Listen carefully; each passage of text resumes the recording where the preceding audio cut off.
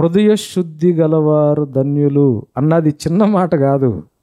The purity of your heart shows your undivided loyalty towards your lord. Yesu ప్రభువుని ఒక option కింద పెట్టుకోవద్దు జీవితంలో.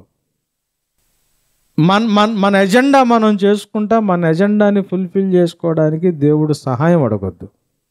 ఇది ఇట్లాంటి మాటలే చాలామంది వేసి వదిలేశారు. కష్టమైపోయింది వాళ్ళకి.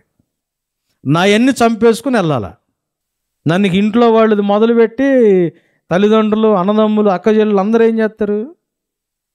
అందరు చీకొడతారు, చేదరిస్తారు, వదిలేసుకుంటారు. ఎవడురా బాబు నువ్వని అన్నిటిని వదిలేయాల.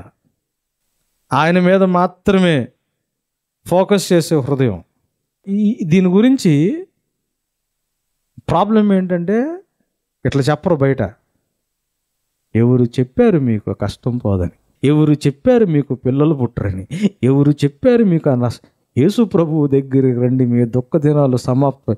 అసలు దానికి దీనికి ఎక్కడన్నా పొంతన పోలిక ఉందా?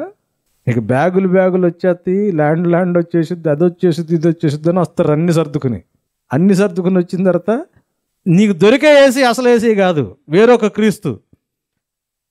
పౌలు గారు చెప్పినట్టు కొరింథీ పత్రికలో, అసలు క్రీస్తు దొరికాడా? రే సింహాసనం నాకు అంటాడు, నుంచో అక్కడ పక్కన చేతులు కట్టుకుని అంటాడు.